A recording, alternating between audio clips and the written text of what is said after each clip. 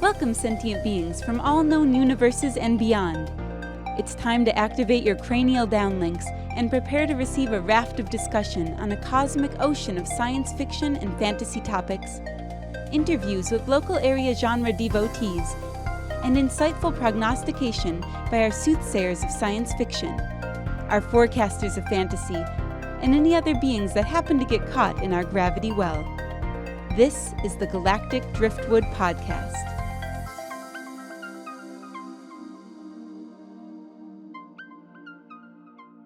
Hello, and welcome to this episode of the Galactic Driftwood Podcast. I'm Bill. I'm Linda. I'm Chris.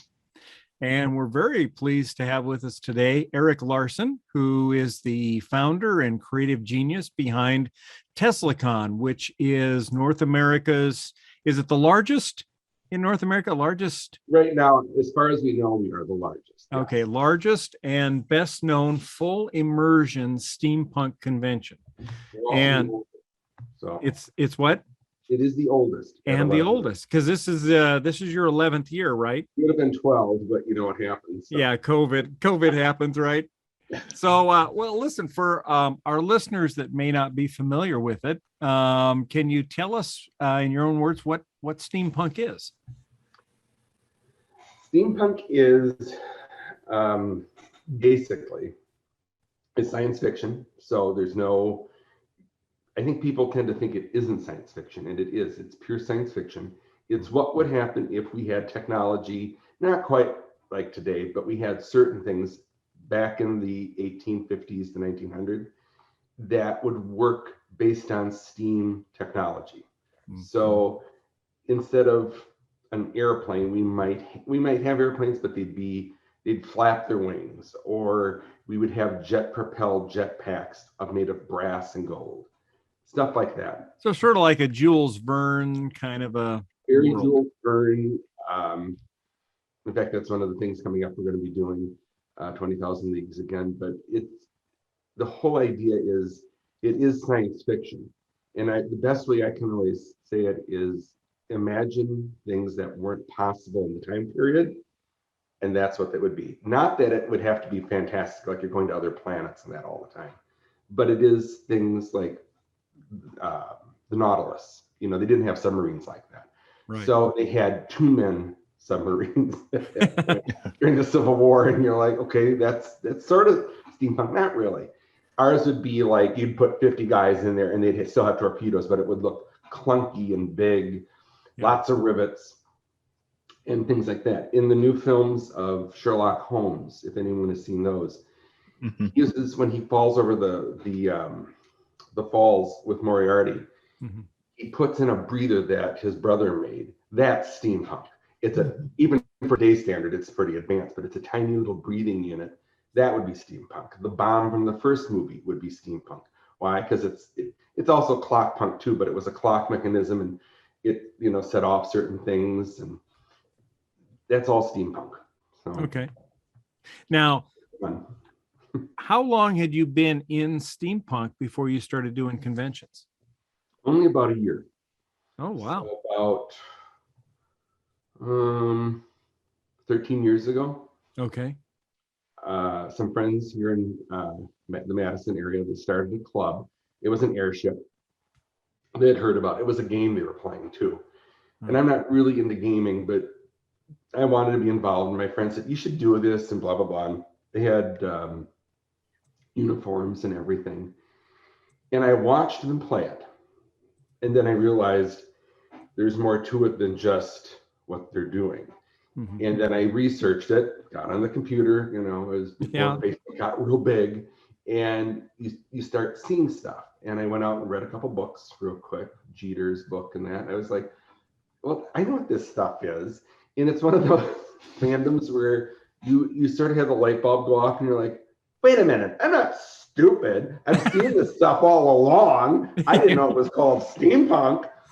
And that's what it was. Wild Wild West, the TV show. Yeah. I don't consider that 100% steampunk, but it is parts of it are. But Yeah. the film Wild Wild West was steampunk.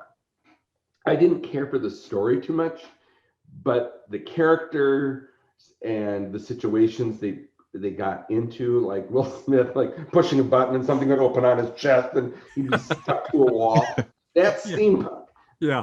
And it's the aesthetic of it. Like they had the tank on the rail cars. Yeah. Right. And it conforms itself and becomes like a multi-shot tank. That's steampunk, and that got me interested really heavily. So we had finished. I did 14 conventions called FilmCon, which was basically all about filmmaking and all about how to do it at home. It was just when we started, it was the advent of the 720 cameras, and then we got into the high res. So I just pulled all my friends from Lucasfilm in the industry and went, come out this year and talk about what you do for a living. And so we had math artists, we had computer artists, we had makeup artists, all kinds of stuff. And that was a lot of fun. But it had come to an end. And I thought, well, what am I going to do now? And my friend goes, why don't you try this? I'm like, well, we could. So I talked to my partner who lives in Arkansas. And he said, yeah, why don't we just do it for a year or two and see what, just for fun. So we did. Mm-hmm. I started at WindyCon. We threw a room party. But what we did was we had a huge backdrop printed up of the Eiffel Tower, so you could have your picture taken, and it became sepia toned right away. We were mixing gin drinks and that, which is big in steampunk.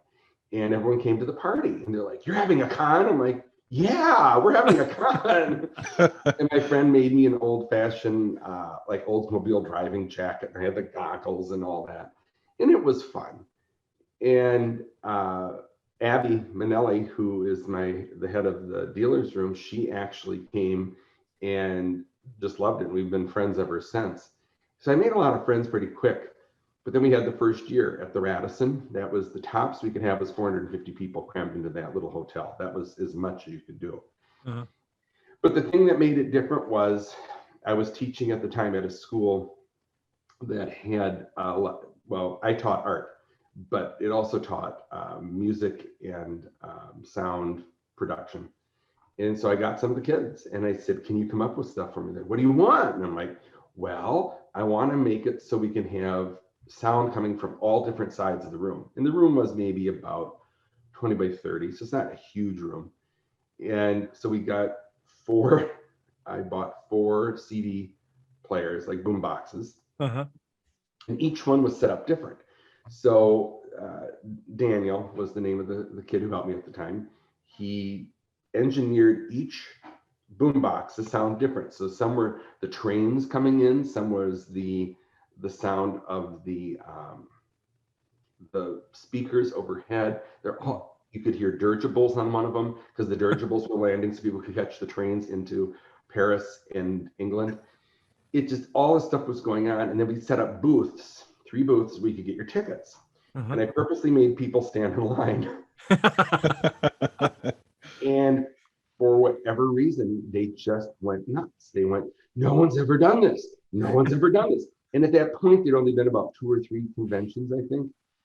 And so I was the first one to really do the immersive stuff. And people went berserk for it. They just loved it. The fact that you could hear all the sounds and all around you just made them fall in love. So, and that was 2010, was it? 2010. Okay. Yep. So we outgrew that. Went to the next size hotel, which we went up to 850, and we outgrew that one right away. And that was the one where people started noticing stuff. We brought our villain actually into the mix. You got to see him. You didn't meet him yet. His name was Dr. Procticus. I picked an actor out of Chicago. And up to that point, no one had met him. Only I had met him with a couple people on the filming staff, and we did some fun stuff. There he is on the left. Yeah. And he purposely grew his mustache out so he could twirl it.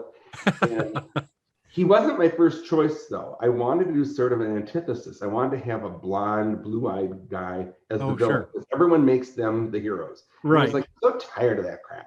Yeah. Mm-hmm. The guy I wanted just he wasn't into it. And I was like, well, let's try him. And I said, I need you to be a certain way. And so we sat down for a few hours, and I told him everything about the character. Okay. He came up with them. And then for the film, when we go underwater and are attacked by him and our sub and then his sub, it was a lot of fun because what we did was we played Star Trek, and we knew we were going to do that. Were you at the second one? No, we didn't make that one. It is somewhere floating out there, the film.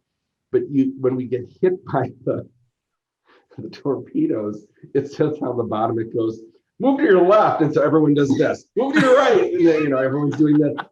And it is so Star Trek. And we were laughing. People were they loved it. And then it goes, go absolutely insane. Everyone's in their seats doing this. And it just set the whole bar so different. Also, and you're used to the Marriott. Yeah.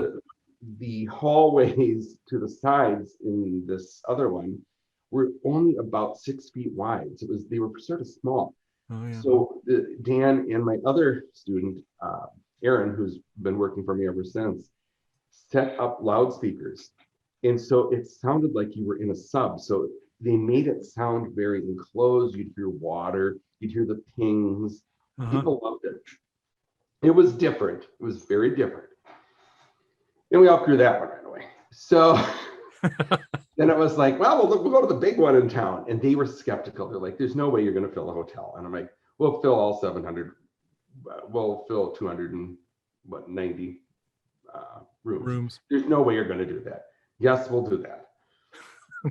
And back then, the first year, even though we did very good at, we had about almost 1,300 people.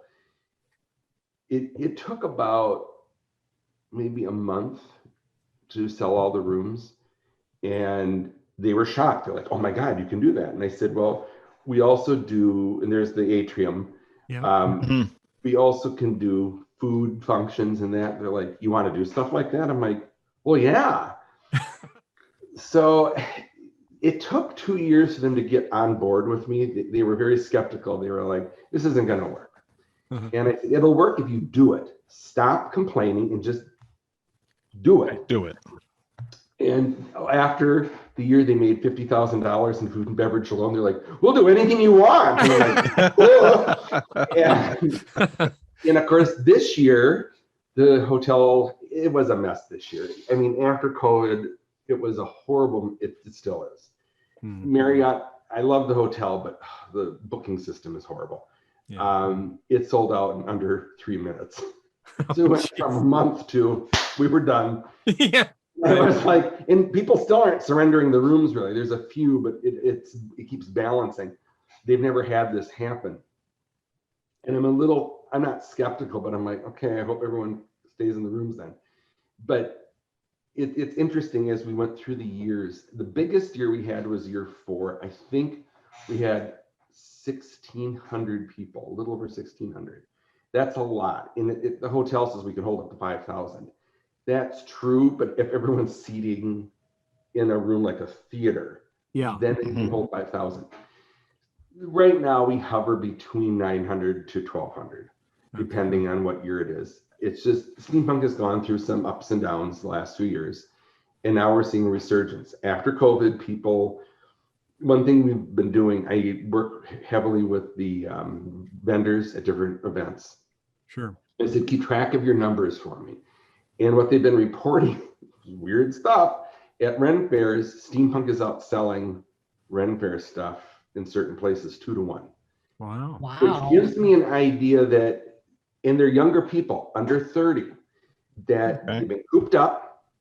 They've seen things like the Nevers, those like that. That comes to mind. Yep. Starting to go, that's sort of fun. They know what it is because everyone goes, well, this is a Steampunk show. And yeah, this is a practice for one of the dances. It was called the cog dance. It was difficult. I came up with it. Basically, you're bobbing up and down, and there's 2, if you can see it, there's 2 lines of people in a circle, and you keep passing each other. And every third one you have to do slap and then jump, and then you go to the next person. Anyway, we come up with all this fun stuff, but that was called the Congress of Steam, and that was the big one. We had 42 different countries represented there that year. Wow. Were you there that year? No, our first year was Journey to the Center of the Earth. Oh, okay. You were at the dinosaurs. Yes. So the fun part about year 4 was we had this huge, there are pictures of it up, a huge dais. It was 12 feet tall and we had flags hanging from it. It was supposed to take place in Oslo, Norway.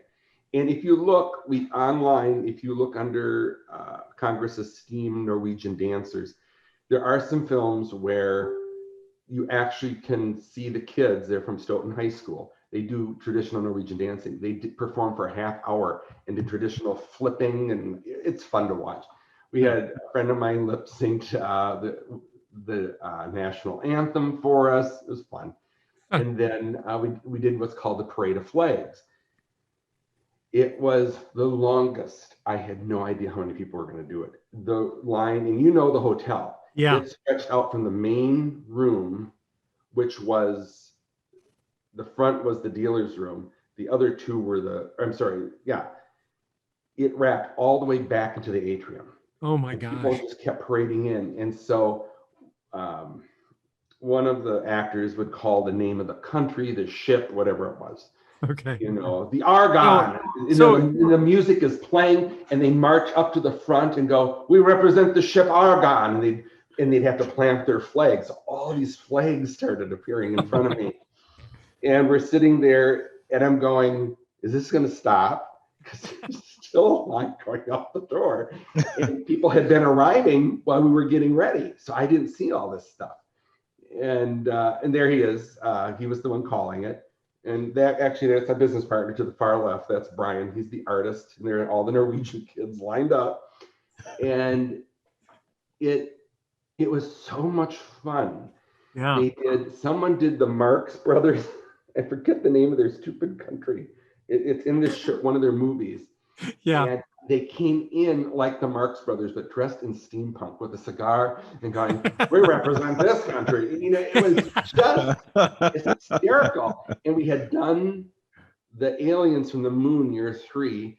And my son and a couple people brought them in with their own flag and like, "And the aliens from the moon." And they're all like, they're Muppets, and they're all like doing this. And people went nuts for that.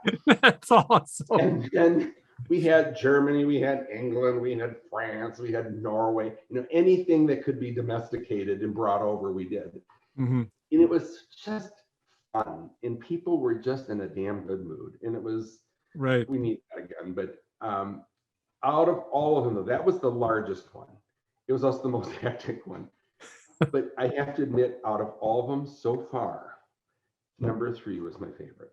And that was Journey to the Moon, based on George Méliès's film. And I shoot us out of a cannon, and you're actually sitting in the audience. We got a huge screen. And it looks like you're being shot out of a cannon into the atmosphere. And all of a sudden, you hear this in 3, 2, 1, and all of a sudden, boom, all the sky disappears, and you start seeing the stars. And it says float, and so the audience does this kind of thing. it was fun.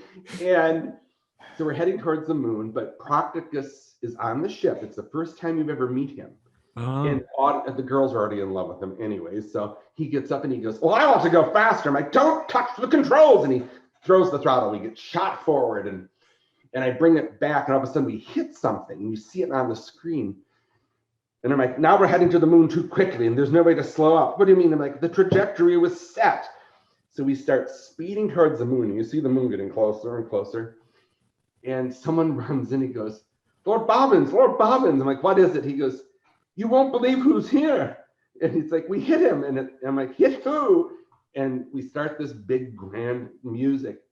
"Santa Claus." And Santa Claus.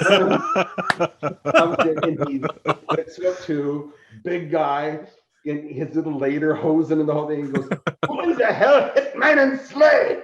And he walks in. And we all point at Procticus, and he goes, "You killed Blitzen, you idiot.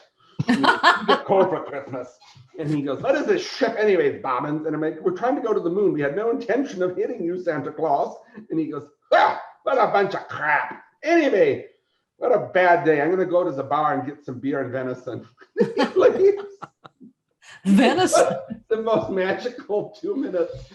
I've never laughed so hard. but we hadn't crashed on the moon yet. So we have to crash on the moon, and it literally is a whole movie where we're diving in and people are screaming and their hands are in the air. And then you see it, I'm like, eject the side camera so we can see what's going on, so you can change the view. So you hear them pop, and all of a sudden the static, and you see the ship coming in, and we crash land, and we're like, well, now what? Because we can't take off. And I'm like, well, this is just great. And so Practicus is like, well, I'm going to go outside. I'm like, you can't go outside. There's no air. How do you know? So we come up with this whole story. And you'll find out later what's happened, but it's a setup, and we make contact with the moon men. And when you see him, he's a robot, and nothing's making sense. And it was the most nerve-wracking 3 minutes of my life, because I didn't know what was going to happen. And there's Santa Claus, yes, and there's Christmas behind it. God, it was funny as hell. And we were so nervous, and I was the most nervous because I thought, this is going to work or not. It's either the audience is going to go, what a crock of crap, or they're going to embrace it. So he wasn't understanding me, and he goes, oh, come on, like that. And he takes his helmet off, and all this steam comes out, and the audience is like, oh, and he takes it off, puts the helmet down. You realize what it is, and he shakes his head, and a woman in the far back of the room screams, it's a Muppet! And everyone goes nuts. I look at Admiral Krieger, and I'm like, oh, thank God it worked. He didn't know. He had no clue. And it was, he's like, Lord Bobbins. And he calls me Bob. And no, Bob. And I'm like, oh, yeah, great. Call me Bob. So he calls me Bob for the rest of the weekend. But the aliens are there. And then next day, Saturday, I walk by and everyone's taking pictures of them. We had built a set for them. And I said, well, have they said much? And one of the people go, they don't say very much. I'm like, oh, nonsense. We have to try something. So I had the book. I pretended to be going through it, saying different things. And they would look at me, and I said, well, mana. And they all look and go, ba-dee-ba-dee-ba. That is on, if you can find it, that is out there. It's out there. Bobbins sing with the aliens, I think. Okay, and, we'll look for that. It is so funny because it's just, they're all beep bopping. That was probably one of my, between Santa Claus coming in and the aliens, that was pretty good. But you came the year that we went to the center of the earth. That movie took 6 months to make. Oh my God. It cost a lot. It was a lot, but the guy who's animating it, I felt so bad for him. It was a week before the con. He was trying to get it done. And I had asked for another shot of dinosaurs as the ship was landing. We were supposed to see them. Yeah. And he goes, it's stuck. It won't work. And I'm like, what do you mean? He goes, I've tried it 12 different times. It's not working. It's not. I'm like, shit, what do we do? And so I said, well, we'll just have to let go. We'll let go. And if you remember sitting in the audience, so the ship is flying over. And I'm like, are those dinosaurs, Krieger? I do believe they are. And he told me what to say. And I said, here's the problem. And he goes, I'll cover it. Don't worry. And Will is very good at this impromptu crap that he comes up with. And he goes, I go, my God, they aren't moving. What's wrong with them? And he looks at me with all seriousness and goes, I think they are petrified with fear. Because animation wouldn't work. It kept moving, but they were like stuck. That's the line. And then it was my idea. We land, and I'm like, open up the iris. And I'm like, that is weird. We have a black sun. Suns aren't black. No, but it's orange all the way around. He has a bad German accent. And I'm like, well, that can't be a sun. Wait a minute. It's zoomed in. Pull out. And as the camera pulls out, remember there's the T-Rex going, ah! And I'm like, oh, fire! And we shoot fire. And it lands. And I had two actors in the audience go, two Germans go, und Eier sind Abfahrt, und Eier sind Ketchup. And they run outside, and I go, Germans, like that. And, that's what we do for fun. We try to do really stupid humor. People like it. I remember being in the audience and watching the show, and it was just awesome to watch. And it really sort of brings you into the story, and gives you something to kind of build your own character on for the weekend when you're in this immersive environment. And I'll never forget when we walked out of the ballroom after watching this, our airship descend into the center of the earth there where all these dinosaurs were. You walk out and the whole hallway leading back to the main part of the lobby has got tropical plants on it. And there's these characters that are in these giant dinosaur outfits that are walking around, and you actually feel like you are in this, you've landed in the center of the earth. It was just phenomenal. Yeah, it was. Things were so much easier back then. Oh my God, compared to now. Well, I had hired the guy, and he needed to transport, so I basically paid for him to build his new transport vehicle. And he came to ExpectoCon too with dragons. He has dragons now, but we didn't know how anyone was going to take this. I mean, these are big suits. They are $10,000 each. And my God. I was afraid, what if people think this is just dumb? And so Carla Biggert and her husband and a couple other people helped with the plants. So they had an entire crew ready. And as soon as we went in there and we sort of, I call it locking the doors, but everything is shut and the guards stand there. Yeah. And we start the show, they started. It was like Disney at night. It was like clean up a mess, and they came out and they started doing it. And it was their job to get the fog ready. And I had to get special permission from the hotel for the fog. Yeah. Now, of course, they won't let me do it because it's all brand new. But and the fun thing was the lighting back then was that really crappy. Yes. And it gave an eerie sort of otherworldly feeling. Yeah, especially with the fog. Yeah, it just. But the fun part was the T-Rex was in the back as you come out. So the last group of people got the T-Rex. The front one got the raptor, and I was up and with my light going, now everyone be careful, and I'm doing this, all of a sudden you hear this, I remember she's a friend of mine, she's a doctor, she looked at me, she goes, is that what I think it is? I said, what do you think it is? And she goes, it's a dinosaur.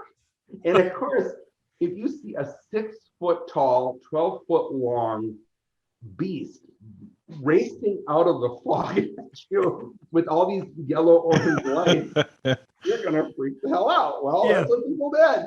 And they started going, oh my God. And then there it is. It starts going down the hall, bobbing and snapping at people.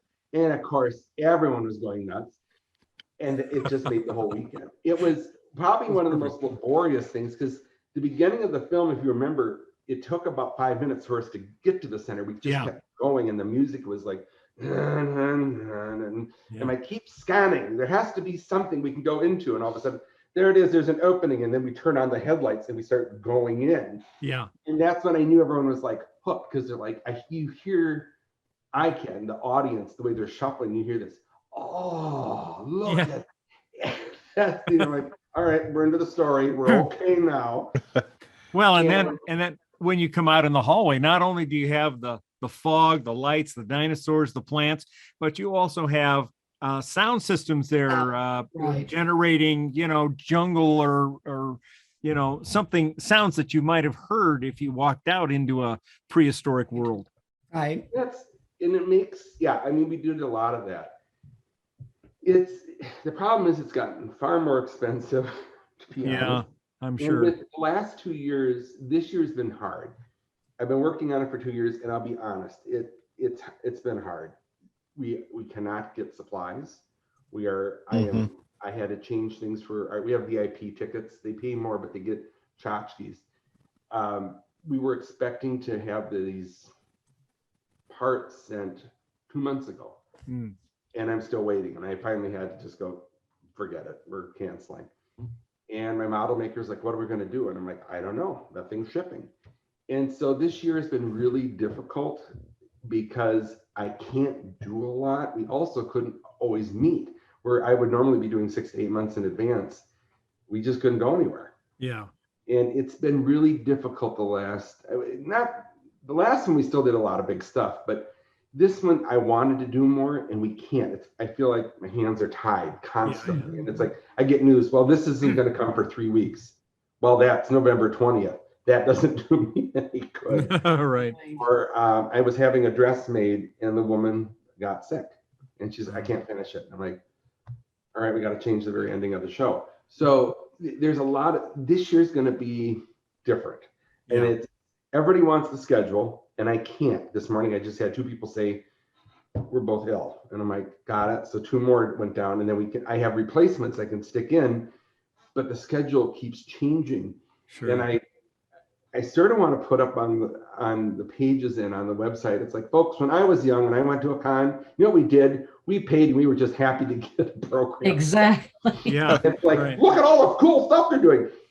And I'm doing a thing this year for the vendors because I'm very worried. I want them to do well. And I thought, well, we had about 100 people roll over till next year. And I thought, here's what we'll do.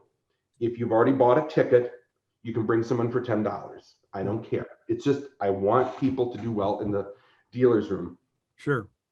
And one woman wrote me and she goes, well, what do I get for $10? Oh my God. I'm like, are you kidding me? The same thing everyone gets for $70, but Right. you get to pay a lot less because you are coming as a friend, first time friend of someone. Well, is it worth it? And I'm like, we're the oldest, longest running con in steampunk history. If I don't really think I have to say anything else. Yeah. And she's still waiting. I don't know if it's worth it. And I'm like, you know, whatever. It's interesting when people do that. And I'm like, you know what? Just, I can't make it go any faster. I wish I could.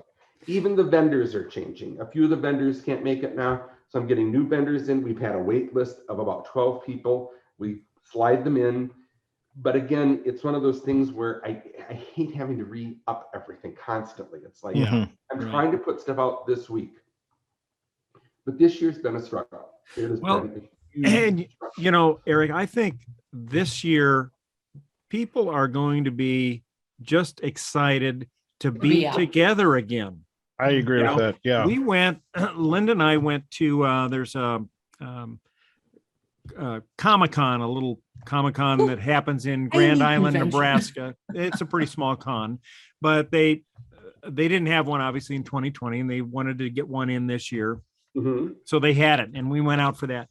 And you know what? In spite of the fact that it's a small con, there were a lot of people that came to it. It was and huge. Everybody there didn't care what happened. They were all just so happy to see one another again after so long. It meant so much just to reconnect with people that you haven't seen in well over a year. You know, that the rest of it was just, you know, it was nice to have stuff, you know, like the film events or the vendor room or whatever. That was icing on the cake. The cake itself was just getting back together again with people that you love to be with and share this love of science fiction with. 100%.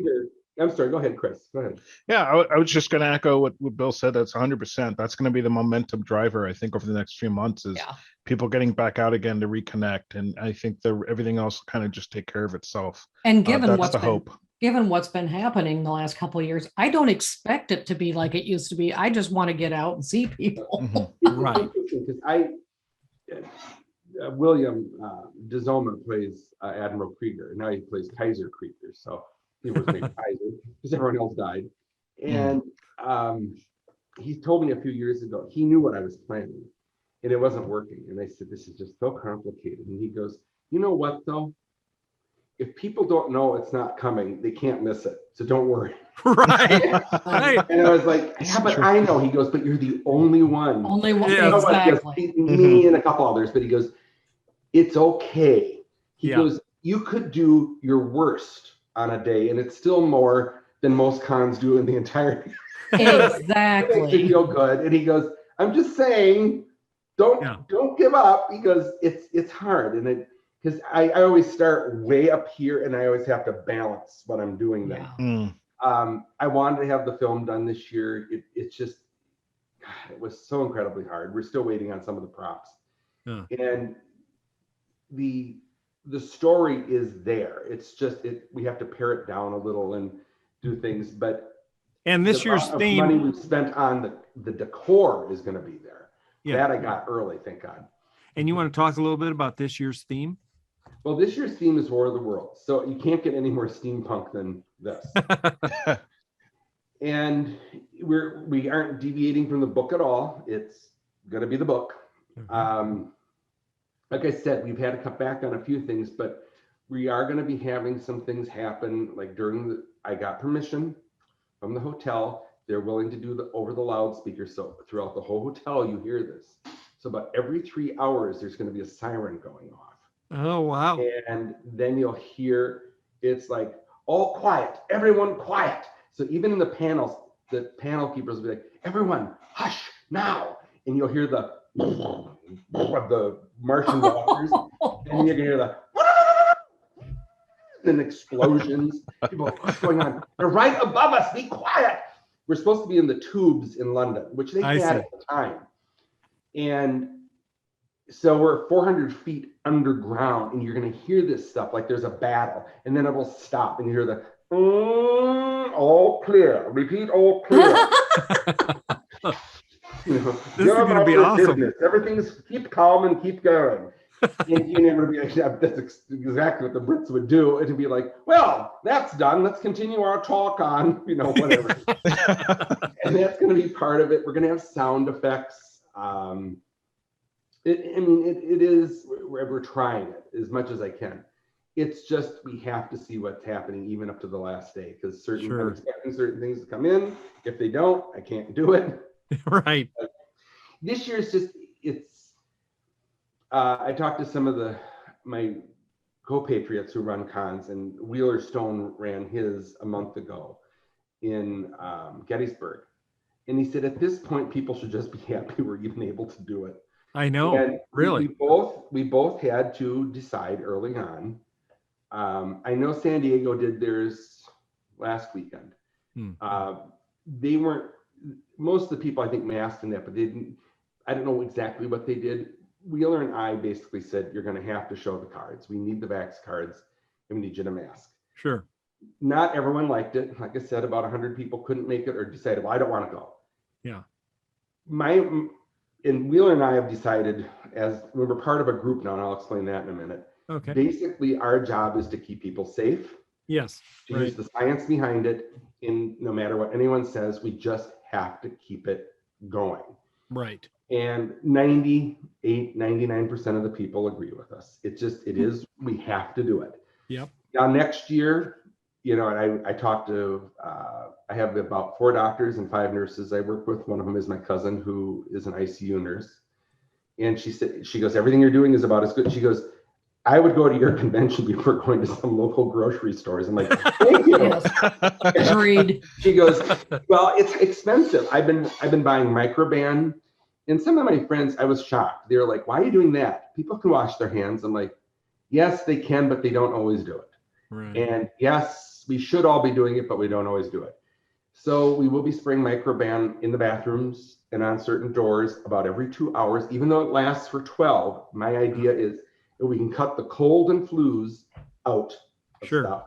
Mm-hmm. And if it helps with COVID, which I think the Microban is supposed to, weaken it, or if not kill it, at least that will be something. Right. We're going to go in about every 2 hours and spray down, wipe off the elevator keys. It's all this little stuff we're doing. The restaurant set up this year a little differently. You go in and you tell them there's going to be 4 of us, and you might take 10 minutes or so. You prepay, you decide what your meal is. They give you a ticket. Mm-hmm. When the table is ready, it's cleaned. You go right there. We don't have waiters this year. It's basically, they're just food servers. They come right out with your food. That's it. And we try to keep it, when you're with people, as short and sweet as possible. Right. It is what it is. But if everyone's vaccinated or takes the COVID test prior to coming and is masked up to that point, we should do pretty good. Oh, yeah. I've told, we had these discussions. I know this is a little off topic, but people like to know. Yeah. We don't know where people get it all the time. They could get it on the flight in. They could stop at a gas station, get it, and then they're like, I'm shocked I have it. You may not always get it at the con. You could get it leaving or coming. Sure. Which is why we're trying to be safe. But like my cousin said, who's a nurse, she's like, you can get it anywhere. And she goes, the likelihood is if you go to a grocery store, there's 1 in 10 chance of getting it if you don't do things right. Right. And she goes, most people will not wipe their card off. And she goes, we have to have the speakers wiped down every time they finish. We clean the room twice a day. It'll smell like Lysol, but you know what? You'll feel safe. Right. That's part of it. And I want people to know that we're doing something. This isn't just hokum. I went out, the manager at a local Bed Bath or Bath and Body Works not or Bed whatever. Bath, but the ones that sell the soap. She sold me some of their soap very cheap. It was about $2.50 a thing. I bought a bunch of them. She says, "Why do you want them?" And I said, "Your stuff works well because one pump and it covers your hand." I said, "We need simplicity, not that pearlescent stuff that takes, you're sitting here trying to pump forever at the hotel." I said, everything has to be simplified. And so she sold me like 30 of them. And that helps. And we're putting that in the bathrooms. And it's just, there are reminders. Everything is part of the story. So instead of saying, beware of COVID, it's like, wash your hands. You don't want red weed syndrome, because red weed grows everywhere. And I love it. So it's fun. The Pose, they come every year. They help me with, they bought me some reindeer moss, a lot of reindeer moss, red crimson reindeer moss. And my friends at Mike, the manager at Michael's, gave me a huge discount on these huge spring garlands. So we've spray painted them different colors of red. We have to go in now and add the berries and all the fungus on top. So as the weekend progresses, we're going to keep adding more and more fungus. Yeah. So our underground is starting to get overrun with this red weed. That's the whole idea. But you're being reminded there's a mask with the word TeslaCon. It goes, "Do not get red weed syndrome." And there's an imperial medical symbol on the poster. Nice. You wash your hands, it tells you to do it. And it says, "Have you washed? You don't want red weed syndrome. Wash your hands. Be part of the empire." It's all this kind of, British stiff upper lip stuff. Nice. But we're trying to have fun with it, though. I don't want to beat people with we're all going to get sick. It's more of a take care of yourself, get your rest. Right. I am even going as far as now I'm recommending in the last few weeks, I'm like, if you have a steamer, bring a steamer. And someone said, "Why?" And I said, steaming your clothes will help. Trust me, it will kill off extra bacteria. And I'm like, just do what you can, stay safe. Yeah. And have fun, but be smart about it. With what's real. I mean, there's a point where our imagination has taken over. So we just call it red weed. So on your card, you actually will get, I wish I had one right here. It's next year's card. Hold on one second. Okay. All right. Yeah. First one to see it. Yeah, no, I like the way they're doing that. It's, it's the have fun, but be safe kind of. Yeah, I applaud the effort. That's amazing. Here's your actual passport. It's the first time I've ever shown it. Oh, wow. Oh. And it's an evacuation card. Like the children had in World War Awesome. So you fill your name and everything out. It's going to be punched. It has a 2-foot cord of meat wrapping cord they used to put in the old butcher shops. Yeah. This is a spot. It's a little 2x3 for your photo. So you can either bring one or have one taken. Okay. You stamp what days you're going to be here. And this is the stamp after you show us the COVID card. It's called the red weed symbol. And it's like it's a little wreath with a little explosion of spikes. And on the back is going to be where you have all your different stamps, tea room and everything else. I see. And then what you do, you hang it on your button. So you would wrap it on a button. And I try to keep it somewhat realistic, but like, what would they really do? Because we're supposed to be evacuating, but we find out on Friday night we can't, we're surrounded. So, oh my God, now we're stuck in the tubes. But originally we were going to be on a boat. I wanted to do that and have the things attack, but that was like, okay, that's a $50,000 special effect. We can't do that. So I'm crying. The more I do this, the more we're learning about what we're capable of doing and making and what we can get away with. And I realized I had some very, very good friends in the past who helped, but it's like they've moved, they're on to other things. And it's hard because not everyone knows how to do this stuff. Yeah. We're learning some new techniques. And I've been wanting to like simplify things and bring it sort of down to more of a digestible way of finding things. like I said, this year's gonna be a little different, but what we've done in the past, like we've had themes for, when we did Bucharest, we had the dark ball. When we did France, we had the catacomb ball, things like that. This year we can't have a ball for obvious reasons. And I know people will be upset, but like my one friend who's a doctor goes, if you stick 1,200 people in a room and they're jumping around, they are perspiring, coughing, and drinking, and they will have spittle. He goes, yes, you will have people sick within 24 hours. And I said, that's what I thought. And he goes, can't. So what we're doing instead, and this is sort of fun, we are entertaining everyone.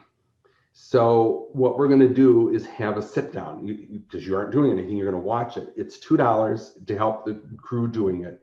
It's a group of local actors I've worked with before. They're going to put on an authentic reproduction of the 1939 War of the Worlds by H.G. Wells. H.G. Wells, but the one that was done in New York or New Jersey on Halloween. Wow. Oh. So that's going to be done live with sound effects from the period. So each of the actors has their own microphone, and they're going to be, it's like, what is this? And it's like, it's an alien, you know, that kind of thing. But it's an hour and 15, it's $2 per person. It helps them pay for the rights. Yeah. And that sounds awesome. We're running it Saturday and then Sunday morning. Great. And so there's 2 chances to see it. We had to come up with something we could do. And Sure. I feel bad. I know everybody wants to have a ball. Next year, we're going to have 2 balls. And everyone's laughing when I say that. Yes. Next year, there will be 2 balls. But yeah, I'm the first TeslaCon with 2 balls. 2 balls. Yeah.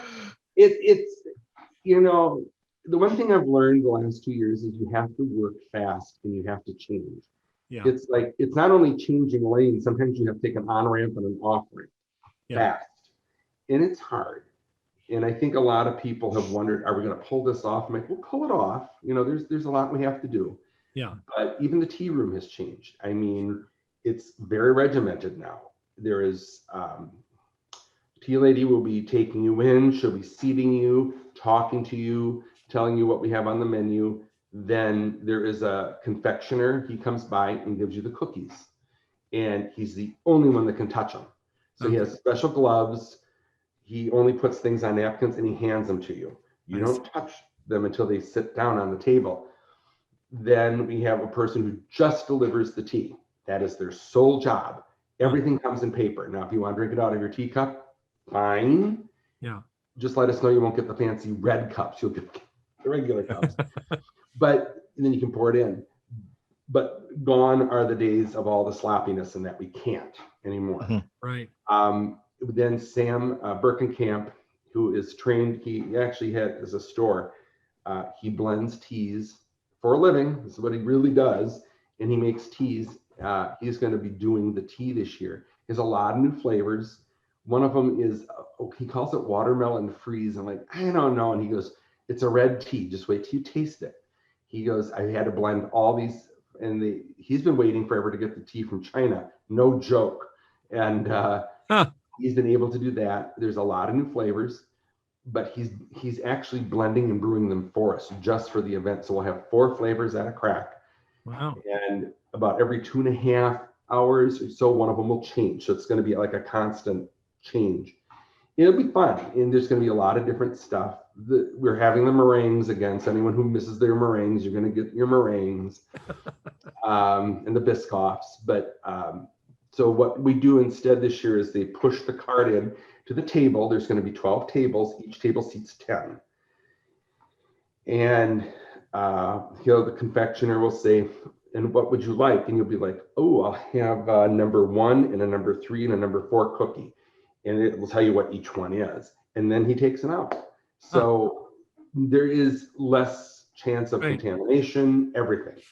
And this has taken a long time to figure out. Oh my God. Like everyone's like, why do you think of this stuff? I'm like, because we have to. Yeah. We have to. And it's not that I want it to be fun, but there was a woman that wrote about 4 months ago and she said, how normal is this going to be? And I said, you know what? About as normal as we can make it. Yeah. And that's the honest truth. I want people to come and have fun, but I also want them to be safe. And that's what I want to say about it. Yeah, and the con this year is November 4th to the 8th, and you still have tickets available if people want them? Yeah, I think we're running it.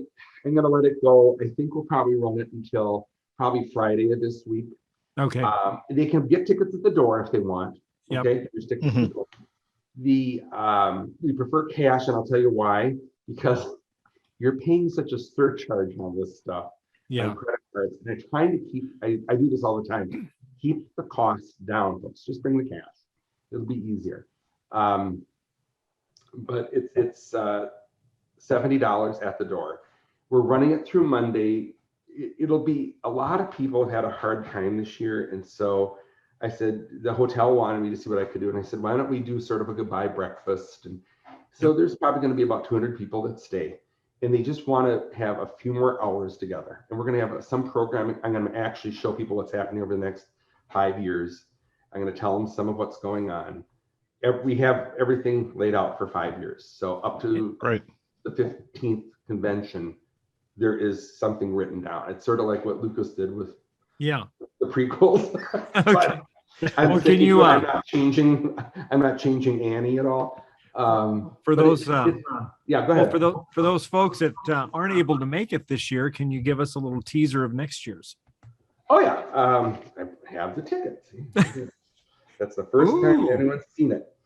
It's going to be a little ode to Edward Gorey. I had to do this art, and I learned real quick.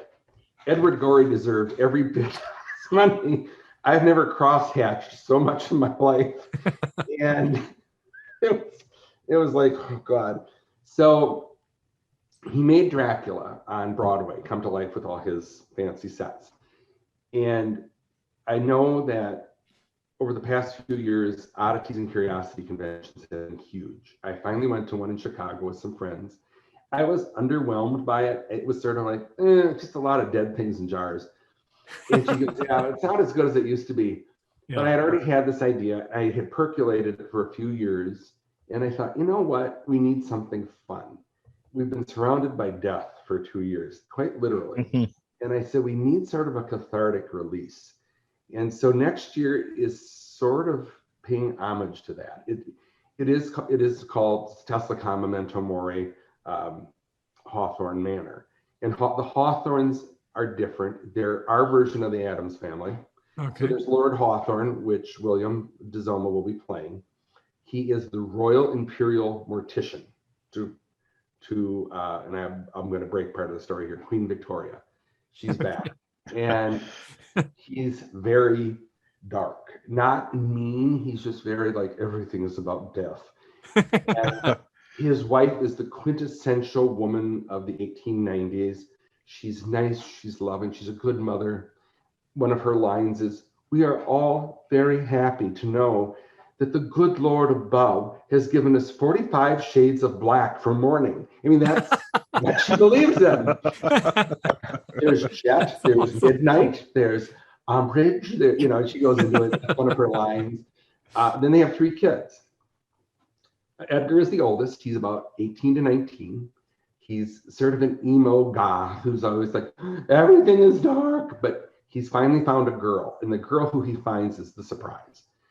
The next one is Clayton, who's about 12, who is very dark. He likes to play with dead things. Of course, Papa has mummies at the house. Papa, he's a little weird. And then there's Tilly, who is the quintessential little girl with little blonde ringlets, and she skips around, and she's always happy. Everyone's like, well, you're just making the Addams Family. I'm like, no, this is not the Addams Family. Tilly is the antithesis of Wednesday. She is the exact opposite. Wednesday's always like gloom and doom. Oh, Tilly's nothing like that. She's always happy and vivacious with death. So there are a couple sequences I want to film. It's always with an old woman sitting on a park bench with her, and you see Tilly crying, and she says, "What's wrong, dear?" She goes, "My best friend died and we had to bury her today. Oh, my dear, I'm so sorry."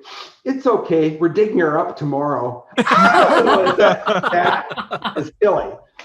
And she does a thing where she says, "Mama, would you please come to my room? I have to have you check and see if everything's ready for my tea party with my friends." "Certainly, dear." And so I want them standing there. And she goes, "It looks lovely, Tilly.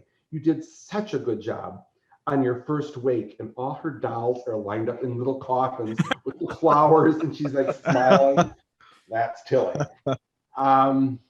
Nice. Edgar falls in love with a girl who, I might as well say, you're not going to get it. It's going to be Alice in Wonderland. And so for the first time, we're taking two stories and putting them together. Their story is separate. They'll have 3 or 4 parts where their story unfolds. The Hawthorns will have their story unfold. Wow. And her story with Edgar is going to be far different.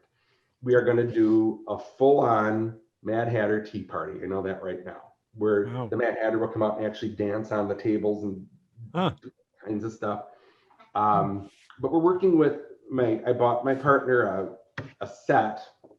I tried using it that actually can draw like Edward Gorey. He's a trained medical artist and designer. So the whole set will be done sort of like that, but it's going to be more dimensional. One of the things we're doing is I contacted the guy who made our aliens, year 3. He's going to make stuffed mounted animal heads. And part of it is they will sing to the audience. So life. As Edgar has a song I wrote called I'm in Love with a girl named Allison. And it's about a 2-minute song, and he basically dances around with the maid and the valet who I want to have being Count Orlok from, the original Nosferatu. And he's like, I'm uncomfortable, and he's dancing with him, and he whirls him back into the shadows. And as he's doing it, all the heads will be like, he's in love, la, la, la, la, and he's going to be dancing. And it's the first time I've ever done anything this weird, but I want to have fun with it. No, it sounds like a great time. It's a darker theme, but it's not going to be morbid per se. They're not evil or anything. They're just sort of a goofy family. Yeah. And the last cast member is Grandma. And Grandma is going to be played by Jamie Grieve, who has these fantastical faces she does.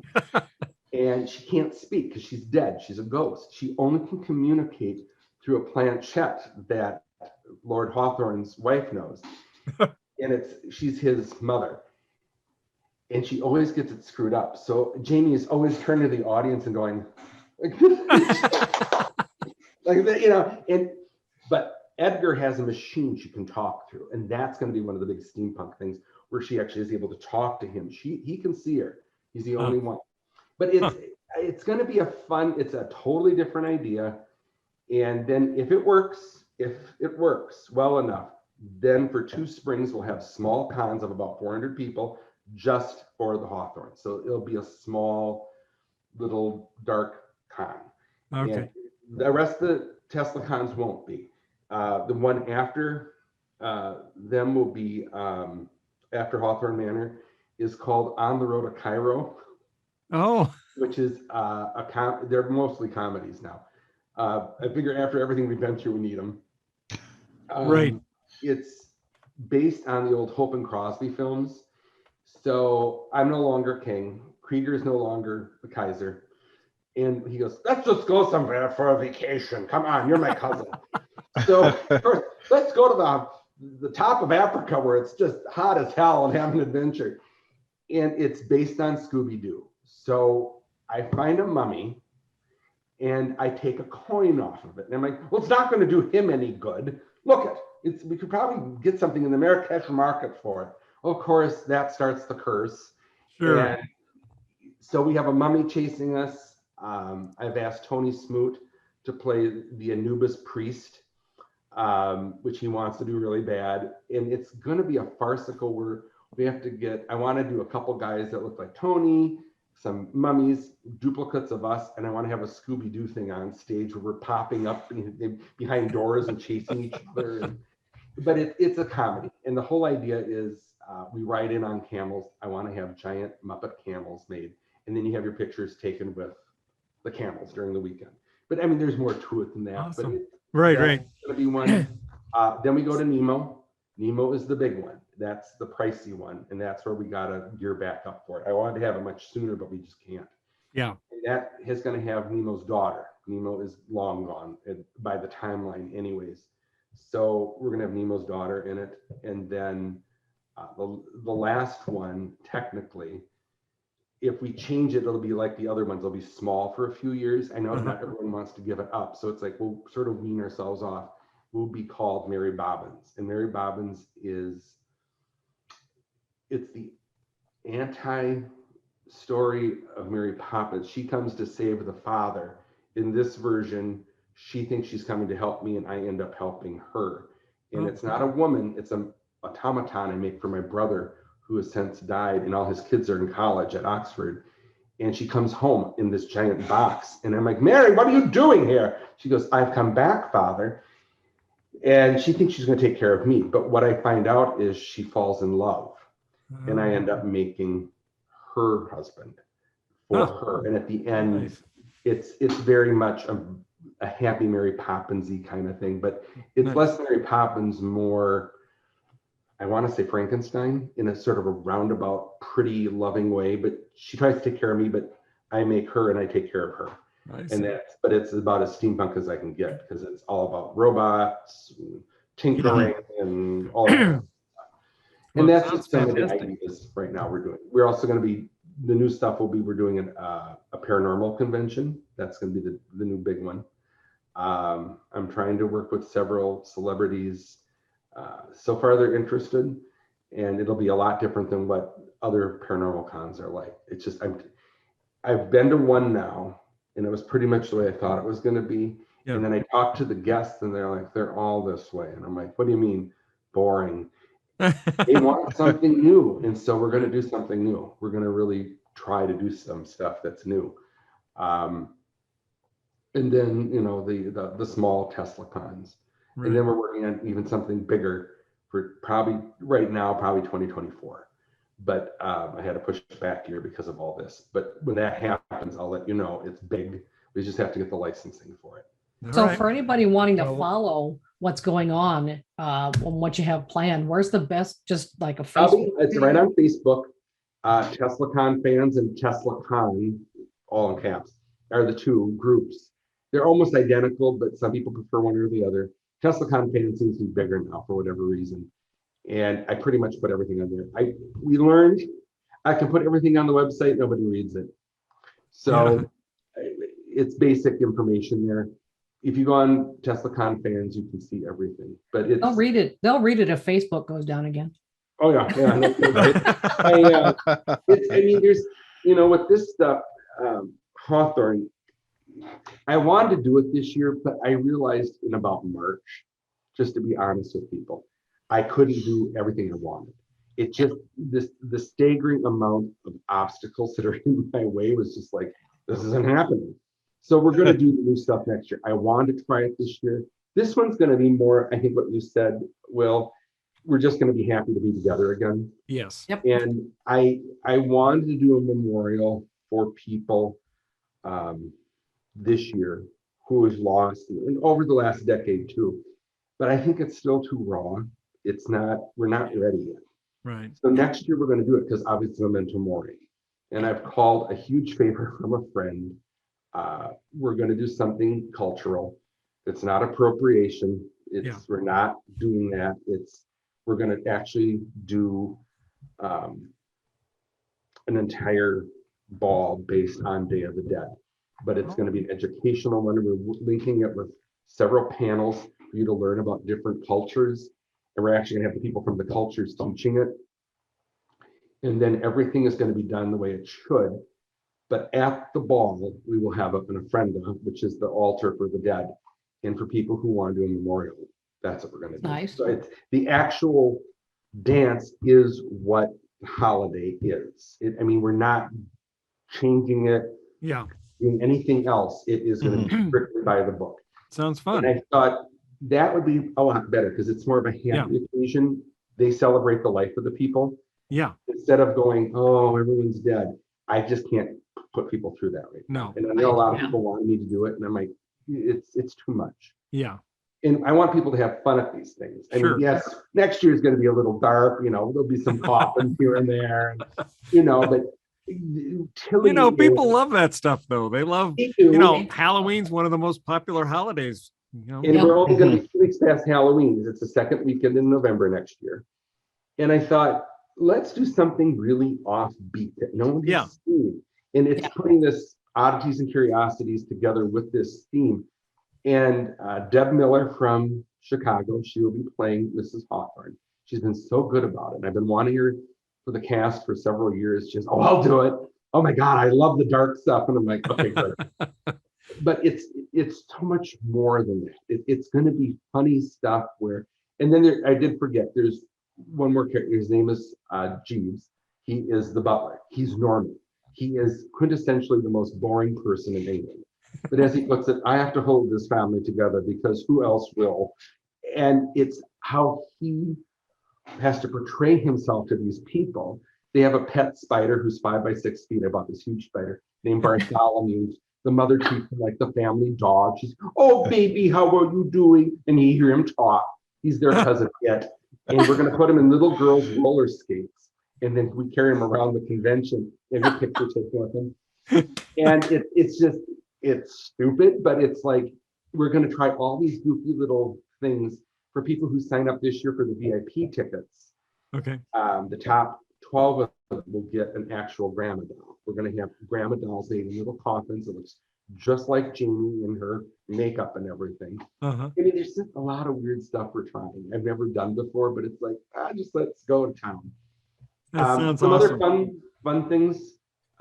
Dr. Gus is a pin maker, and he made, and I'll just take it right off the board and I'll show you. He made us this. This is the official TeslaCon. Oh yeah. All the years. Oh, yeah. And you can keep adding. He's going to put a blank one here. Oh, perfect. Perfect. But he's made more. If you go on Facebook, you can actually see quite a few of them.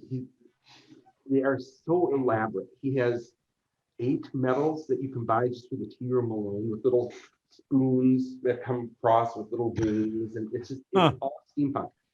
He is helping so much, and we're going to go into that pretty heavy. Oh, there's the steampunk Pope. Yeah. I know. There's Linda and I. 1, 2, 3, Audie. 4, 5, 6, 7, 8, Yeah. 9. Me, 10, 11.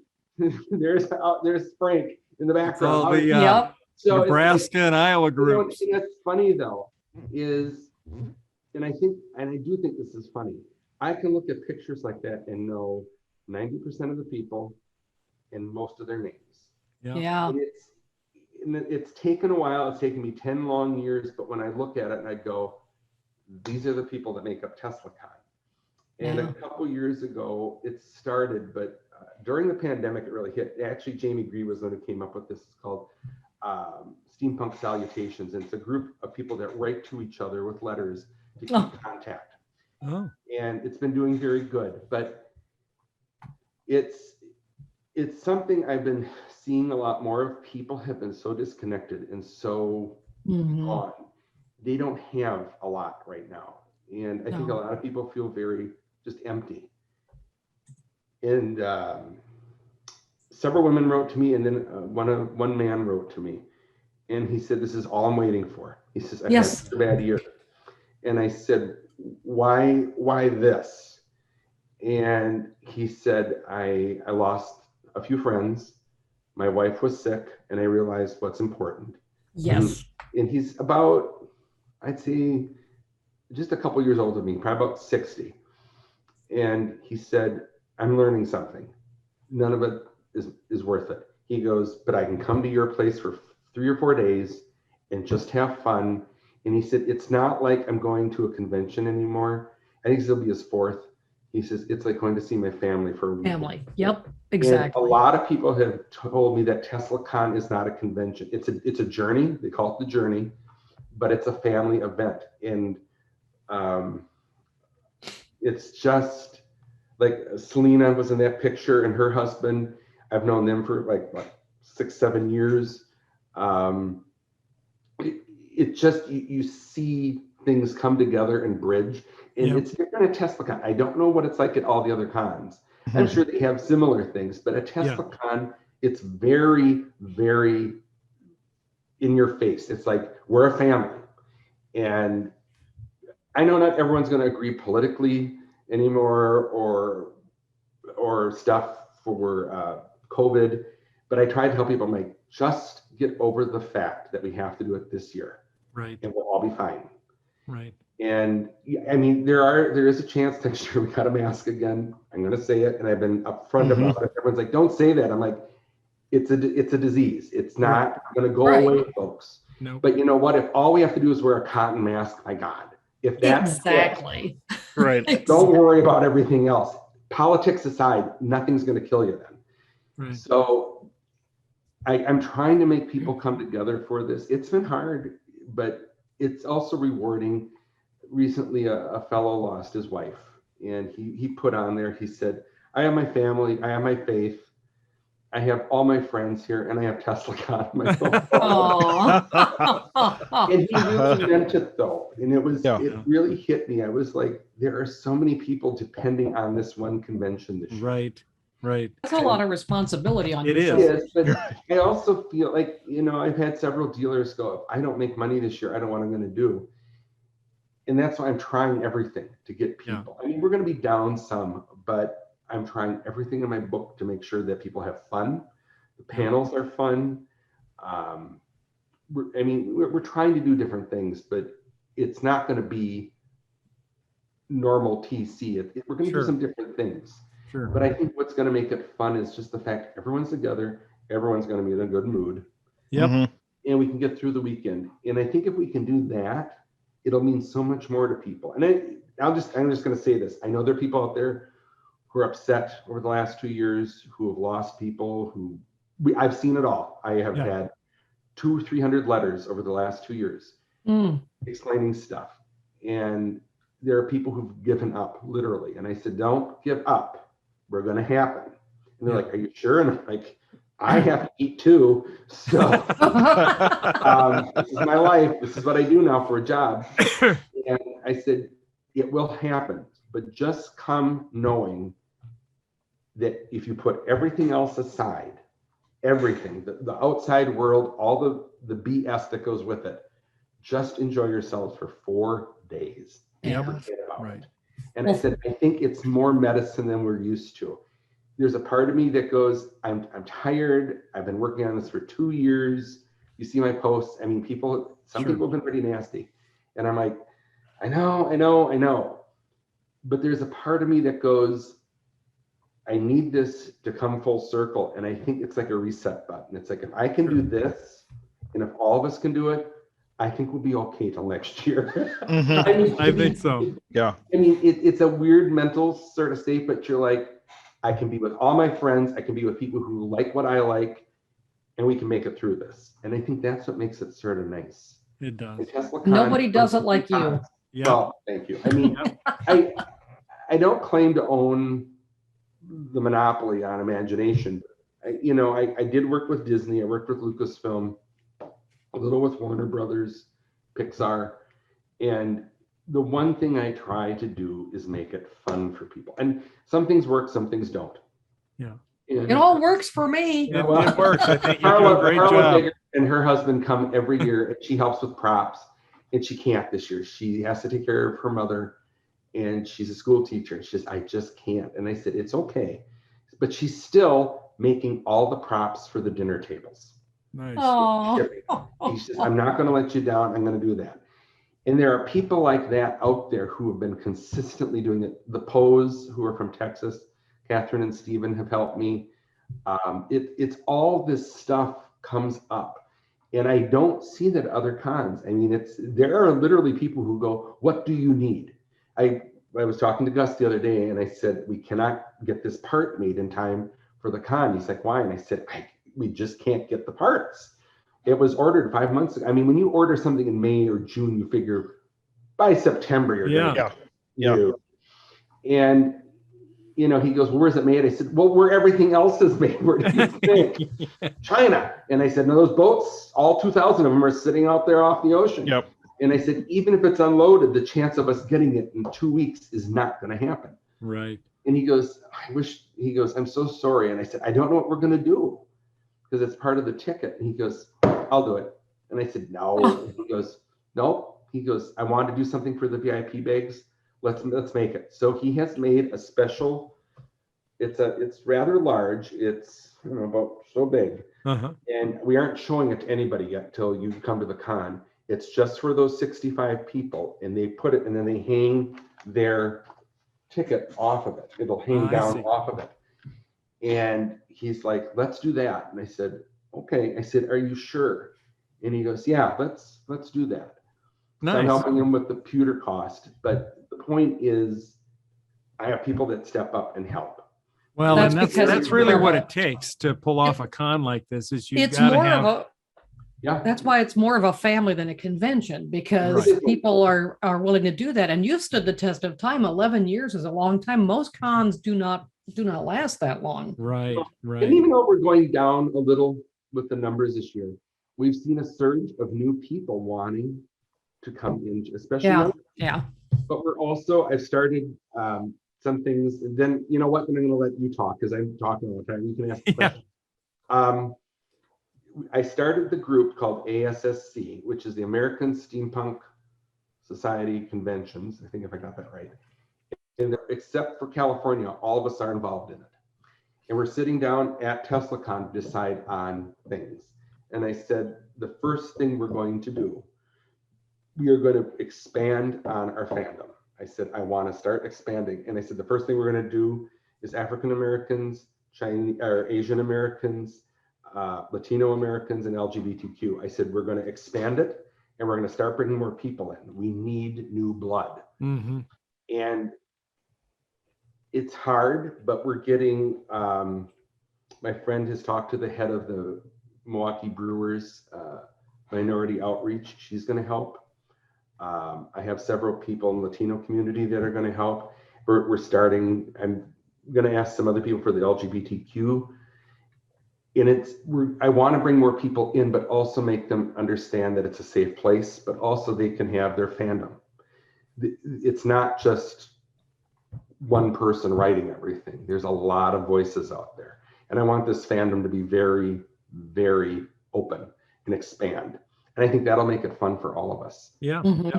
My friend, Sam Crosland, she was on, what was it, season 12 or 18, I forget what it was, of Project Runway. And she asked when we were talking about the Mexican Day of the Dead, and I always say it wrong, Dias de los Muertos, that's how I say it. My friend who's coming can say it perfectly, and he always makes fun of me. And she goes, well, if you can, she goes, do the other cultures. I'm like, oh, we are. And she says, you're really doing it? I said, oh yeah, we're going continent to continent. There are about 51 different countries that have similar celebrations. The only thing is the Mexicans are the only ones that sort of have a happy part to it. Everything in Eastern Europe's really sort of dour. And I said, we're going to talk about it, but we're not going to shove it under the table. It's just going to be like, this is what this country does. And she said, can you include like Latino countries, African countries? And I said, oh yeah, that's already on the book. And she goes, you're doing it? I said, oh yeah. I said, there's going to be Asia, Africa, and South America, and Middle America, America, Central America. They all have different customs. And I said, we're going to try to cover all of them in the talk. And she, oh, I didn't know that. I said, there's one talk just on the Day of the Dead, and there's one talk about the world. And I said, it's important we start doing this more. We're not just America. We're steampunk fans worldwide. Right. And that's what I'm trying to do. And it's some of it, some people may not like some where you get into it. I didn't, and you're going to laugh. I had to watch Coco again because I came up with the idea. I thought, I need to know more about this. And I started studying it. And I realized it's not an unhappy holiday. It's a very happy family holiday. Right. And it really surprised me when I talked to my friend who's from Mexico, and I said, would you come up and do this for me? He goes, yeah, I'd do it. And he has a background in some politics and that his dad did. And I said, I need this to be done truthfully. Like, I want people to learn. And he goes, there's a lot to it. And he goes, each different state in Mexico does something different. I said, good, then we'll learn about all the different stuff. He goes, the problem is everyone thinks it's a Halloween thing. He goes, it's not. It really is a remembrance day of happiness for the families. I said, that's what I want it to be this time. He goes, you really mean that? I said, if we're going to do a memorial, I'd rather have it done happy than good old fashioned English dour black. I said, that's not what we need. And he goes, okay, I'll do it then. And he accepted it. So it makes me feel good. But so you asked me questions. I'm sorry I talk. No, that's okay. No, it's been great. Oh, good. It has been great.